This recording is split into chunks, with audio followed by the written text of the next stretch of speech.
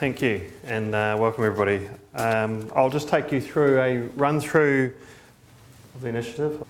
Overall progress, how New Zealand's tracking against the OECD, which is pleasing news there. Wider government is actually involved in this. Some economic drivers behind ultra-fast broadband, a bit on the market structure here in New Zealand, some on the technology, a bit on the future directions, and a quick summary at the end. And then I'm happy to take some questions as well. So if we just go through the ultra-fast broadband initiative, as was mentioned, is for 75% of the population. The government recently announced we're expanding that to over 80%, at least 80% population. We've just released tenders for that. There's 4 joint venture partners with the Crown. North Power is actually doing Whangarei up the top of New Zealand, and that's actually completed. Chorus, which is the separated arm of Telecom New Zealand, or now Spark, is a local access provider. They're doing about 70% of the initiative across 24 centres. Ultra Fast is actually in the middle of the North Island there. You can see the red dots: Hamilton, Tauranga, Tokoroa, New Plymouth, Hara. That's with the Well Networks and electricity operator in the middle of the North Island. And Enable here in Christchurch, covering Christchurch, Rolleston and Rangiora. And Enable's actually a subsidiary of Crown Fibre Holdings. So actually down here we've actually joint ventured with the City Council. The initiative overall, the government's investing about a little bit over 1.3 billion in the actual infrastructure. The private sector's matching that. Overall, we estimate once everybody's connected, the initiative will cost about $3.5 billion. So it's a substantial investment in New Zealand's context, and it's probably one of the largest infrastructure projects within New Zealand. If you think about it, we're going down every urban street in every major centre in New Zealand, covering 33 what we call candidate areas, or 36 cities and towns, ranging from Auckland, which is about a third of the population, down to Greymouth. The deployment is going very well. We're very happy with how the deployment's going at government. We're about 9% ahead of target. The initiative is currently 54% complete. 40% of New Zealanders now have access to ultra-fast broadband, and it has grown. 11 centres are completed. Some in the South Island here include Blenheim, Oamaru and Timaru. Greymouth will be completed shortly, as will Queenstown. And Nelson, Christchurch and Dunedin a few years after that. So the project is ahead of schedule, and it's actually, even more pleasingly, it's actually behind budget as well. The connections are actually growing very strongly at the moment. As you can see, it's a very strong growth path. We did over 100,000 connections earlier this year, and the trajectory is to keep going at that very strong momentum. Current orders are nearly just under 20,000 a month. We're doing about 9,000 connections a month, so it's a substantial logistical exercise. Singapore didn't get to those levels until they had passed about 1.3 million homes. We've currently passed about 730,000 homes. So demand is very strong for the service. It's heavily driven by the retailers, driving offerings into the marketplace. In residential, that's driven by video streaming. And in business, we're seeing that heavily driven by cloud applications and strong upstream bandwidth, and actually lower costs to businesses as well. This is an interesting chart. It's a bit busy. This is all of the areas that are currently being built in New Zealand, and this is their various stages and uptake. Now the uptake is actually a measure of premises passed. So when we actually complete a city, like we do with Whangarei, the uptake actually starts to increase much faster because the denominator's not grown anymore. Because last year we actually increased the addressable market by 40%. So you can see there, it's interesting that both Whangarei and Blenheim are actually have the highest penetrations in the country. I think Whangarei is actually something like the 29th lowest socio-economic demographic city across the whole initiative. So it's very much driven at the moment by retailer activity, and to some degree when the towns are actually completed. You can see Christchurch there, just above the average, and some of the others down here are below the average, mainly due to some of the build hasn't been completed yet. Or in Greymouth's case, it's just a bit harder for the retailers to get access into that market. We see this changing quite significantly over time. There's a very strong correlation between internet uptake and household income. It's about an R squared of about 0.64. So over time, we'll actually see this normalising. But at this stage, Whangarei is definitely leading the pack. Quite pleasingly, this is where New Zealand sits in the OECD. So last year, New Zealand led the OECD as a country in relation to the increase in rate of fibre coverage and also the rate of connections to fibre. You can see where we were before the initiative actually started back in December 2011.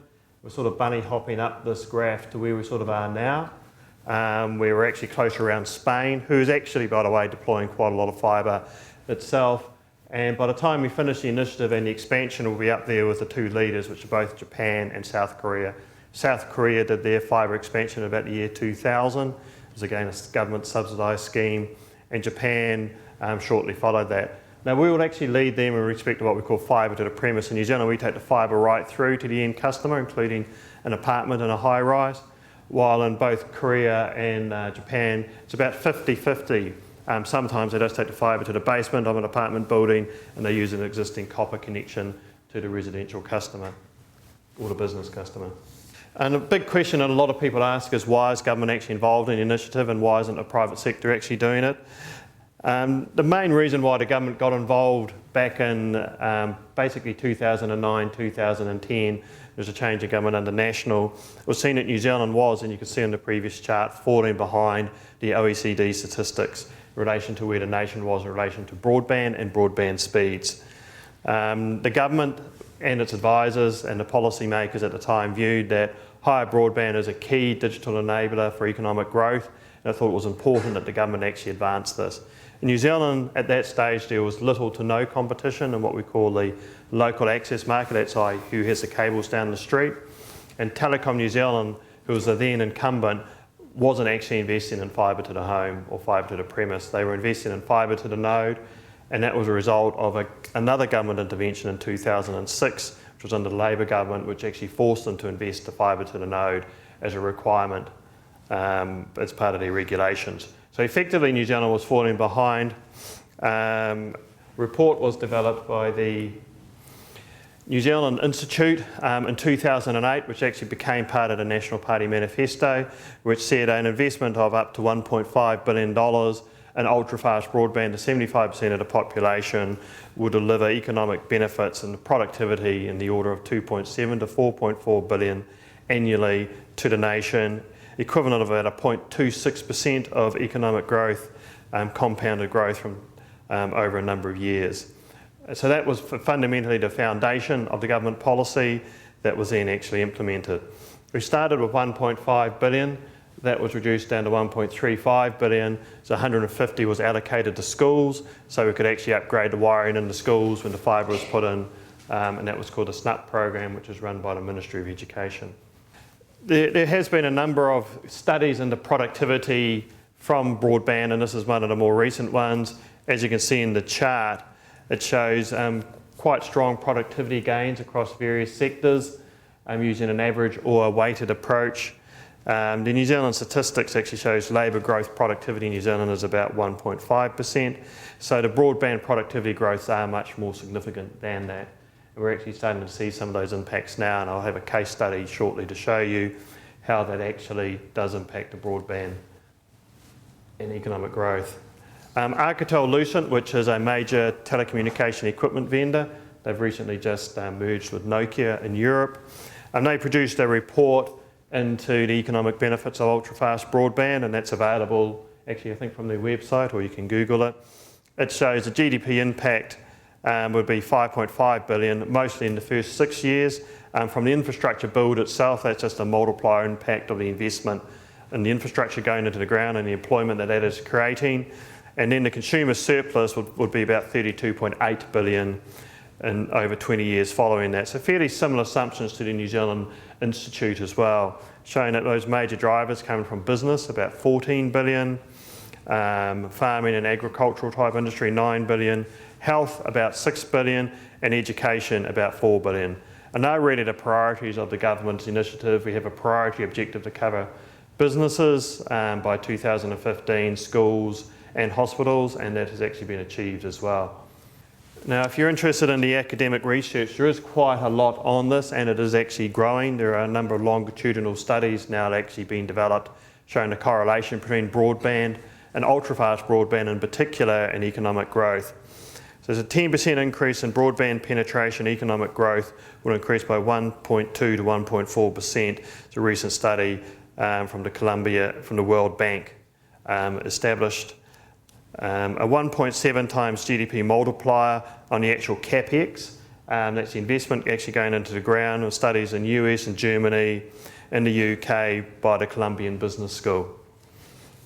Doubling in internet speed should actually add about 0.3% to GDP. And the source of that is actually Ericsson, which is another large equipment vendor.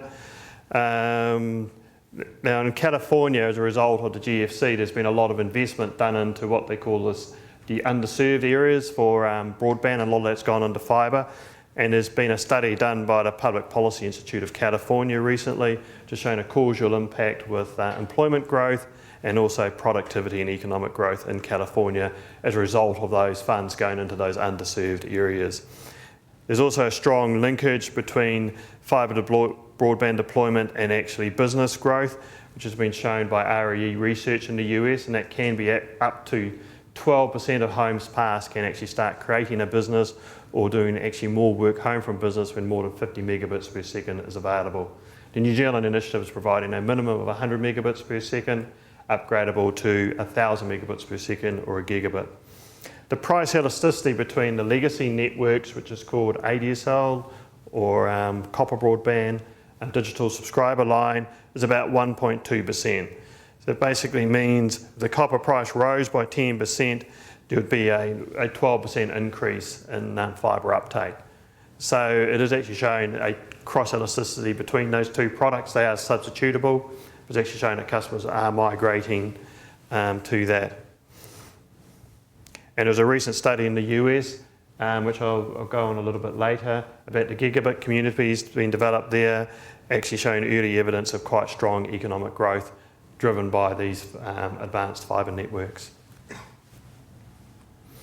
Now this is a longitudinal research done by Strategic Networks Group in the US on about 12,000 businesses in some of the eastern seaboard states of the US, including the Carolinas. And as you can see, there's quite a strong increase in productivity across these benefit businesses over a longitudinal basis. So they basically started surveying the businesses before they had high-speed broadband or fibre, and then they ran that research across the period when they actually got that. So it's quite a large piece of research, one of the largest that we've actually found, just showing job creation was the strongest in small, medium businesses, i.e. those of 20 employees or less. And the benefits also included 24% increases in revenue, 7% cost savings, and actually showed the percentage increase in revenue was more highly correlated with fibre. 68% of those businesses on fibre actually having a higher revenue increase than those who weren't actually on fibre. Now this is a local business here in Christchurch that's recently connected to fibre. We're high-end architecture builders. We also manage all the professionals, so we organise the designers, the engineers, more or less take the project from choosing a section right through to moving in. All our guys are now on iPads, iPhones. The ability to communicate through email and doing it at high speed is very important to us. When we first got iPads and stuff, the broadband was slow, so everything is sitting there waiting for the wee hourglass to tick over, and you're waiting and waiting. Having fibre broadband is the difference between having a new computer and one that's 5 years older. So with what we do, we have a lot of large files with plans, high resolution imagery for marketing and things like that. I need to send those images off. In the old days, we weren't able to send them because it was too slow. People weren't able to receive them. It used to take time. Even now, there's still people who have to come in and pick up a disc because they haven't got high speed. So it's just so much better. Time's money. We don't have to wait days. Guys can take a photo or send an image of a plan to whoever is needing it straight away. You have to keep up as you get left behind and people will go somewhere else. So I'm using my iPad now. When clients come in, I can put images of their houses up on the TV screen, and I can control it all from my iPad. So I can play them my DJ Hewitt video. I can show them images of this is what a roof looks like that you might be wanting. These are windows, these are doors, other projects that we've done. So it's all up on the big screen, and I can control it all from my iPad. Even grandma and granddad have got an iPhone these days and they expect to utilise that. So in the new homes we're building, if they're not getting fully done, they're getting pre-wired for smart cabling. A bit of a must, I think, really. Fibre broadband, it's here, it's now, it's quick. So it just gives us what we want.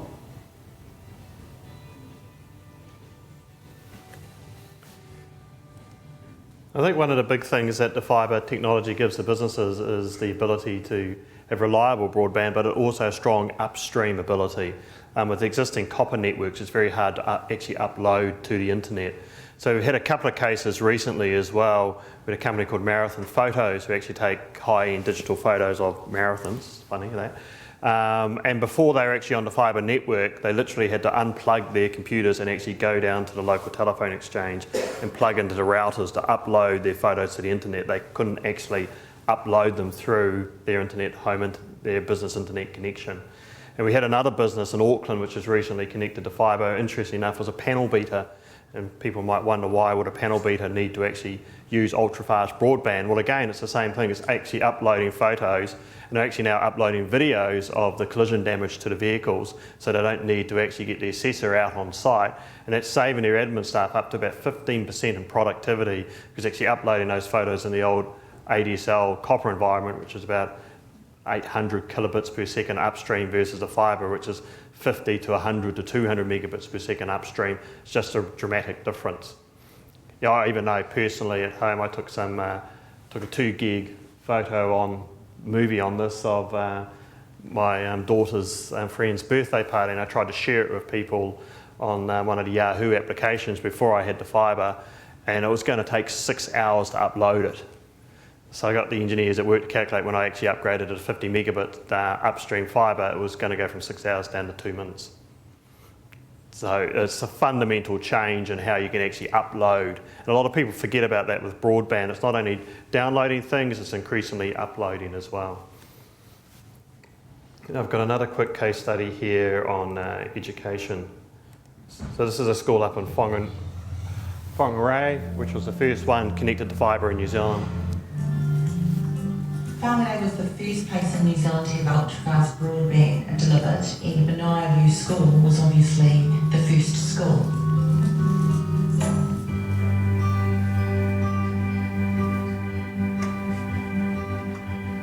We chose a package with speeds of 50 megabits per second up and down from the internet, a 20 gigabyte international data cap and free domestic data, because it means that we can use many devices at once in a school, in a classroom. Each child can be working on a different device. So if children need to go and find information or they require assistance and help, they can pick up their tool, whatever it might be, and they can instantly get that support and help. The other side of that, which I think is really important, is that engagement and motivation that it provides. Without ultra-fast broadband, I wouldn't like school very much, because all the TikToks I'll do during my favourite thing to do now is just Superclubs Plus, really, Superclubs Plus, the best. What we've noticed, however, since, is that it's made a huge impact also on our ways of communicating with our parents, communicating with our wider community. Our children have digital desktops, which means that when parents come into the school, they can very quickly have a look at a movie or have a look at a child's keynote and not wait for that time for it to download or upload. I like making your own stuff on it and uploading videos and learning new things. That's me, and it's me saying my whakapapa. That's what we've been doing. When we look at the bigger picture, which is the variance from the end of the previous year 210 to 211, which encompasses the whole time that the ultrafast has been involved, it is significant. We had a total of 68% of our students reading 8 and above. By the end of that year, we had a total of 90% reading 8 and above. Now we all know that children are engaged in the tools of this century. I know by going into classrooms, seeing the engagement, seeing the motivation, that's the only way we're going to get children's achievement to grow. I'm also in charge of all of the behaviour programs in the school. I'm at the point in saying to the principal, do I need to keep running it? Children are here, truancy's down, lateness is down. It's the only thing we've changed. As we've upped the devices, we've got the speed there to handle the devices. We've got the same teachers, we've got the same school, we've got the same principal, we've got the same DP. The only thing that's different is we've got speed without connection.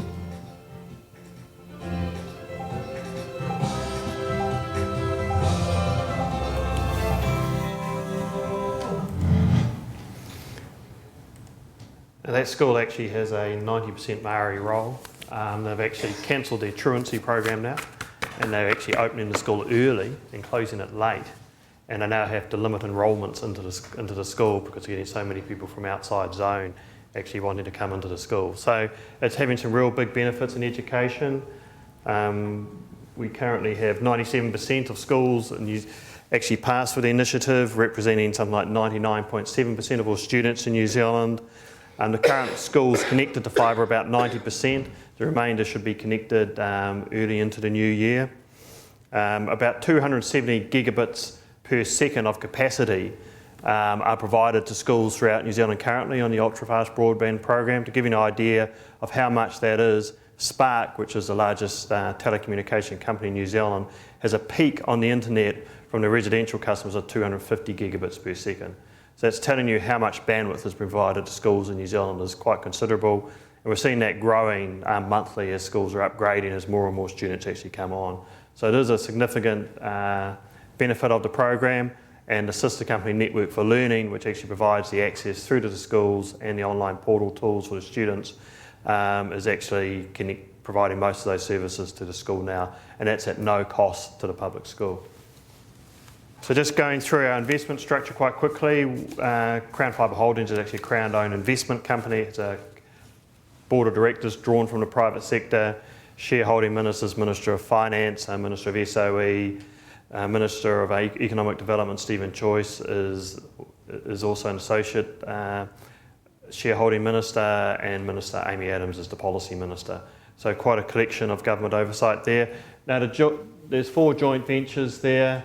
With the 4 partners. It looks a bit like it's designed by an investment bank, because I think it actually is. The ones on your left there are joint ventures where the Crown's actually invested in equity into those joint ventures, and we actually fund the cost of the network going down the street, while with Chorus, which is on the right, who've disappeared, we actually loan them interest-free money, and that's how we provide the subsidy through to them. Right, now the investment structure, this is what a private sector investor looks like investing in fibre to the home. As you can see, the huge negative cash flows in the early period. That's effectively because it's very expensive to build the fibre down the street. It costs anything between $1,200 to $2,000 to pass a home in the street. So they're wearing all those negative cash flows before the customers actually connect to the network. What the government funding actually does, as you can see, those lines actually lift up, because we're actually providing the funding in those early years effectively on interest-free terms, so the private sector partner doesn't actually have to worry about getting a return on capital on that.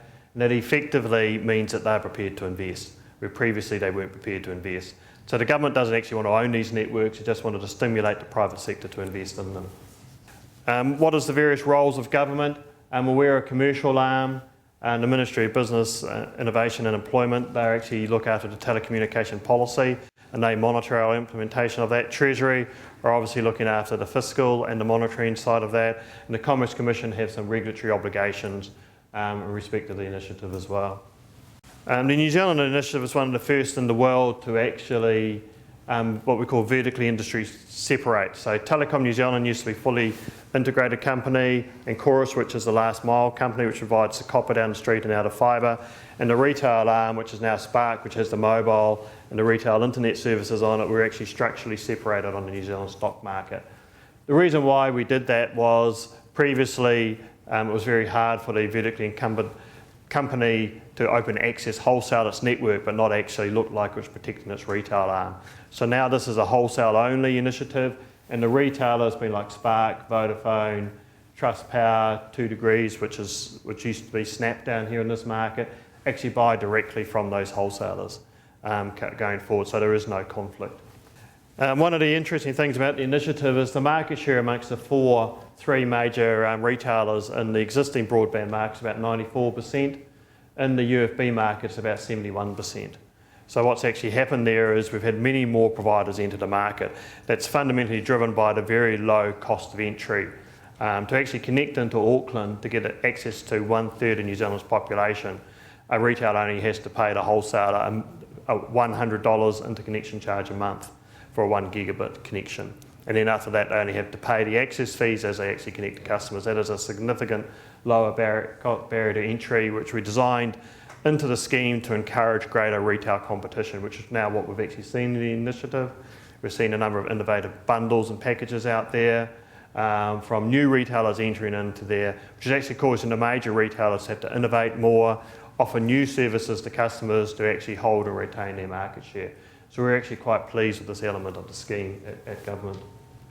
The other big impact that we've actually seen is a shift from when we started the initiative, most of the customers were going on the entry-level products, which at that stage was a 30 megabit per second fibre product in residential. That's now moved, as you can see the yellow there, to about 46% of customers now actually moving to 100 megabits per second plus. So what's happening is as customers are coming on to the UFB network now, they're actually wanting the higher speeds and actually to move forward on those higher speeds.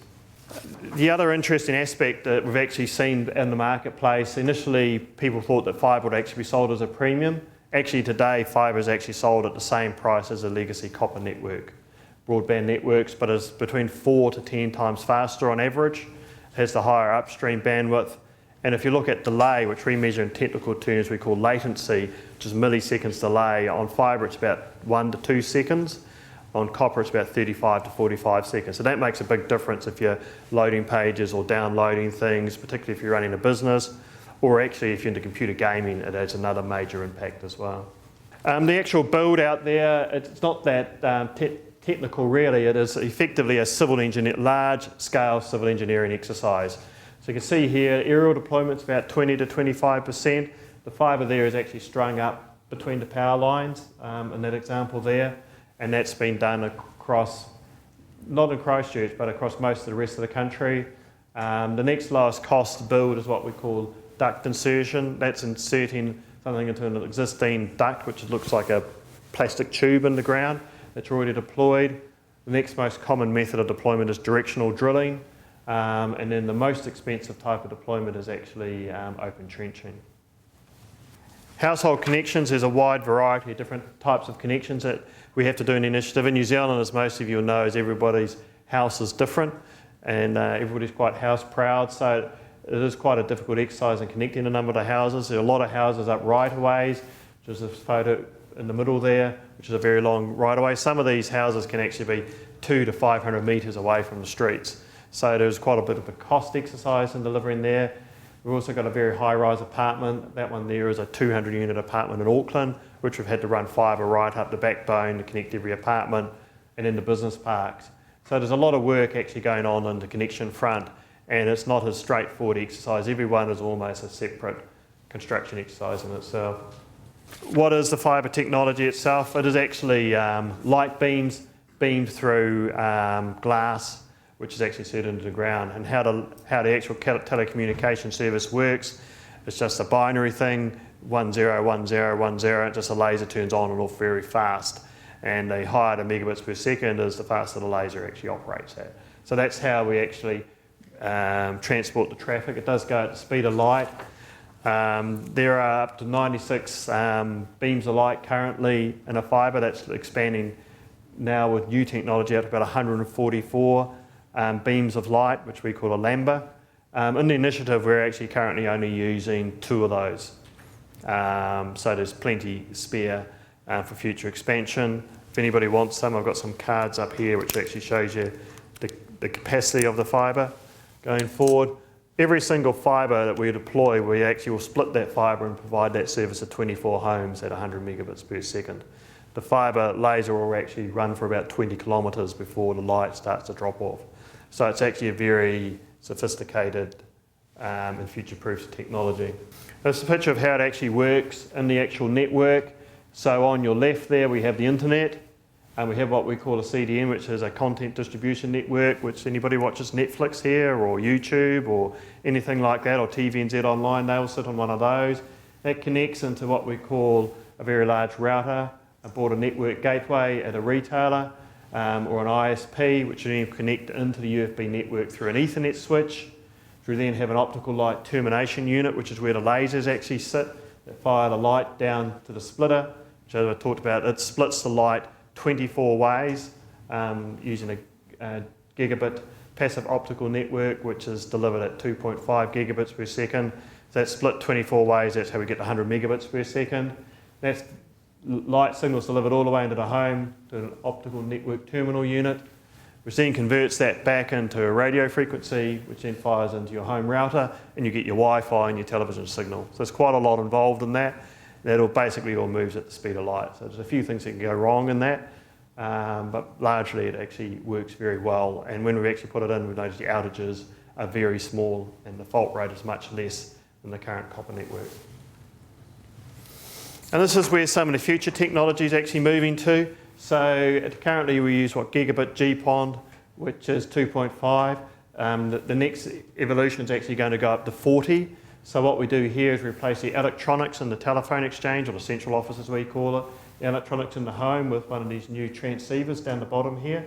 And that will mean that without having to do anything else, we don't have to touch the fibre in the ground. It's been put out there for a couple of $1 billion. People will be able to get 1.3 gigabits per second downstream and about 400 megabits per second upstream. So quite a considerable lift in capacity. The network's actually designed for 200% uptake. So every home actually has 2 fibres provided to it, which means potentially everybody could get 3.3 gigabits per second into the home or 800 megabits per second upstream into your home, if you actually think you really need that much broadband. People never know. In 2000 I ran Extra, which was a large internet provider in New Zealand, and we launched flat rate dial-up at 48 kilobits per second, and we thought we were the cat's pyjamas. Now people are basically saying 100 megabits per second isn't fast enough. So, and that's only in 15 years. So you provide the bandwidth, people seem to consume it. The next bit of a technology coming along is what we call wavelength per household, or wave division multiplexing, if you've got any optical engineers in here. And effectively what we do here, I mentioned every one of these little fibres has up to 96 or 144 lambdas of light in it. We provide a lambda, or a bit of light, different colour to every home. And that means potentially every one of those light streams could, with current technology, and if you upgrade it at home, take up to 100 gigabits per second. So effectively this technology that we're putting in place today is truly future-proofed. It might not be so in a few hundred years, but it's hard to see 100 gigabits per second being exhausted in a residential house today. And some businesses, they will actually require that at the high end, like a hospital or something like that. But at the moment, we've just had the first 100 gigabit link enabled on the Southern Cross cable network from Australia to the United States by Optus out of Australia. So that's just to give you an idea of how much capacity is actually available there. How we're actually progressing, so an end user is like an apartment, a business or a school. There's been 724,000 of those passed. This coming year, in our statement of intent, we're looking at passing about 900,000. 40% of New Zealand population currently will be nearly 50% in a year's time. The initiative's currently about 54% complete. It'll be 67% complete in a year's time. And we'll have about 21 cities and towns passed out of the 30, completed out of the 33. Currently 11 are actually completed. The rural initiative, the expansion, so that's actually a main shot. Did anyone know what town that is? Can anyone guess? It's a Canterbury town, South Canterbury town. They make pottery. Temuka, well done. So there's 110 towns identified currently in UFB2, Temuka being one of them, Kaikoura being another one, Picton, for example, Westport, Hokitika, Winton. One thing about this, you do learn a lot about your New Zealand geography, I have to say. And they're all on the list, and any of the bidders can potentially put another town on the list as well.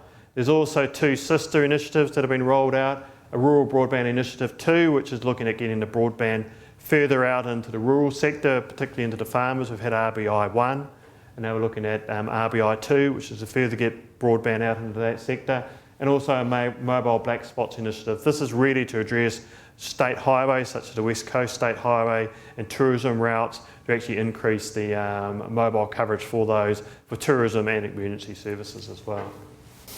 Who uses streaming TV at home? Here's some of the services available in New Zealand: Netflix, Freeview, Skies, Neon, TVNZ Online. This phenomenon has only really just started in New Zealand now, but it is going to fundamentally change the way that people view television going forward. Now this one here, the slides just got cut off a little bit, but this is the US internet at peak at 10 o'clock. What effectively happens is the internet's now moved to the same as peak time broadcast. So you can see there it looks like an anaconda that's actually swallowed something. Netflix drives at peak now about 40% of US internet traffic, and the US operators are saying now that streaming video at peak is 60 to 70% of their total network capacity. And it's effectively people now watching television basically through the internet but connected to the TV. An average American will now watch about 1.5 hours of streaming video onto their TV a night, compared to the 3 to 4 hours they used to watch traditional broadcast television. The reason why people are doing that is you can just watch whatever you like whenever you want. That's the fundamental difference. And what else is coming down the road? Well, when we actually move to 4K, which is the next evolution, or 8K, that's going to drive even more bandwidth.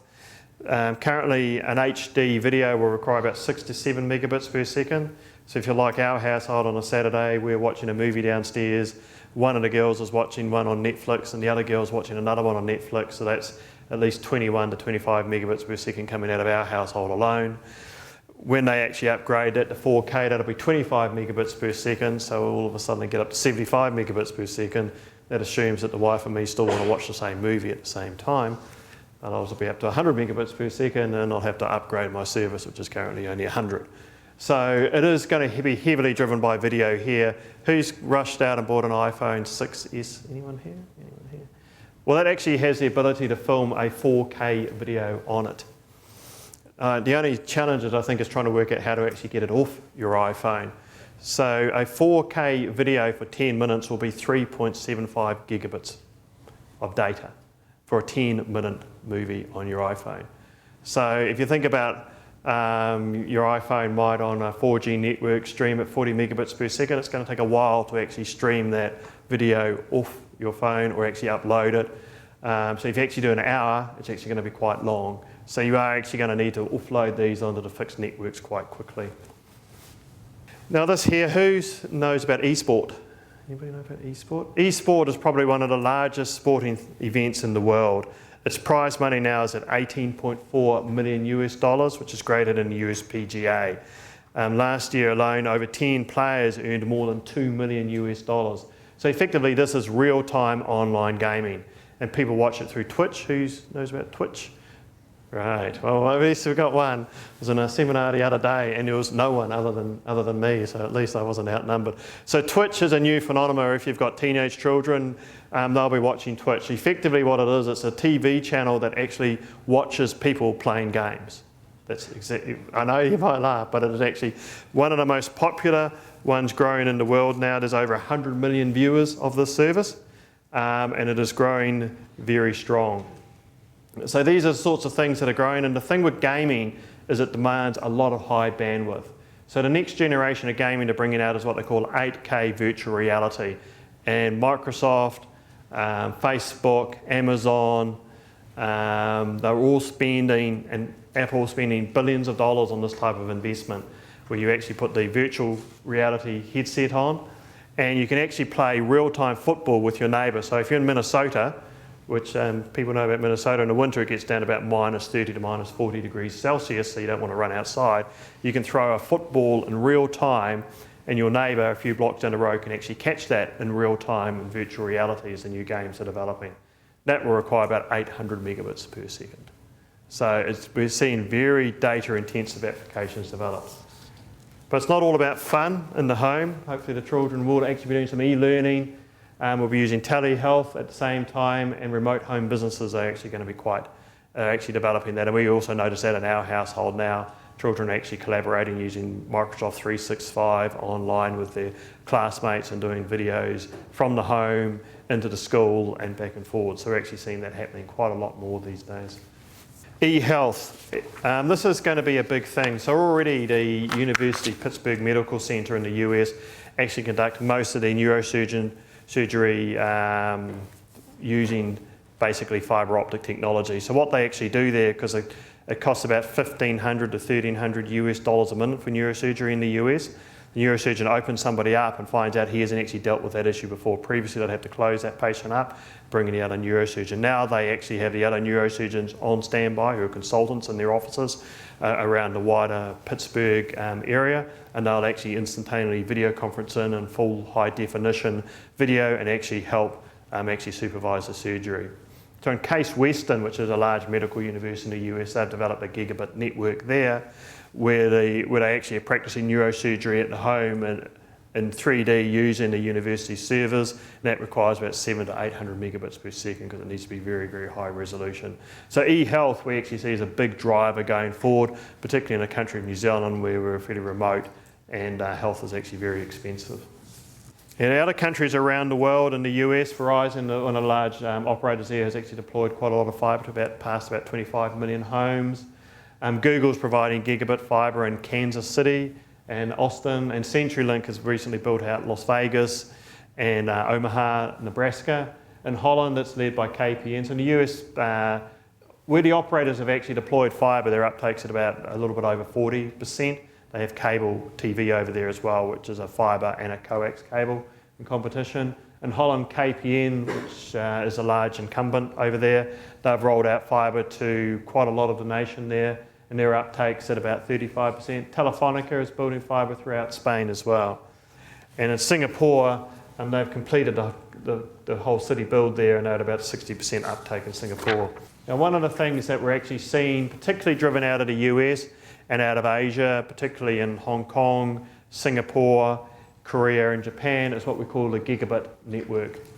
So the gigabit network is actually providing a gigabit per second through to the home and through to the business. Now in the US, there are currently 100 gigabit communities in the US. And here's some of the plans, and you can see some of the cities here you'll be able to recognise that have been rolled out. Now Chattanooga was the first city in the US to be rolled out with a gigabit network. The local electricity retailer rolled that out. They've got 70,000 customers on that network now. A gigabit costs about 70 to 75 US dollars a month. They invested $200 million to build that network. A recent study has identified that it's probably developed 865 million benefits to the city and created 2,800 jobs. So what's happened is a lot of startups have actually gone into these cities where these large networks have been deployed. And similar sorts of findings have been found in Kansas as well. So there is this high demand actually there. When I was in the US recently, a lot of the US towns are actually actively marketing for people to come and build gigabit networks for their town, and they'll actually co-invest. In New Zealand, we're actually fortunate the government's actually funding that for basically all the towns in New Zealand. So the challenge here is to actually get people to utilise the full potential of the network. So we're basically moved up the OECD from 20th up to 15th, and by the time the initiative is finished in relation to coverage, we'll be number 3 and number 1 on fibre to the home. Broadband speeds have actually increased threefold since 2009, and that's largely driven by the fibre and some of the advanced copper technologies. The EN users, now there's about 730,000 homes and businesses can access the fibre in New Zealand versus 5,000 in 2010, so that's 5,000 in 2010. They're sort of enormous changes. Connections were at one stage running at a few hundred a month, and now at 9,000 or over 100,000, and that's just keeping on moving. The run rate at the moment is at about 30%. The data usage in a standard household, which isn't mine by the way, has gone up threefold to 50 gigabits. I noticed when we put the streaming services into the home, our data usage went from 50 to 150 gigabits in 1 month. So I don't know what your data usage at home. An average US household now with 2 teenage children is doing about 350 gigabits of data usage a month. So, and it just shows you how the whole habits are sort of changing. So that's where it is. We're pleasingly halfway through the initiative now, and I think we're fair to say it's gone much better than we actually expected. And the biggest challenge we have in the initiative now is the very, very strong demand and actually having to fulfil that demand. We're seeing all of our partners now having to actually double their field force capacity to actually meet the demand, which is a fantastic sort of challenge to actually have. Thank you.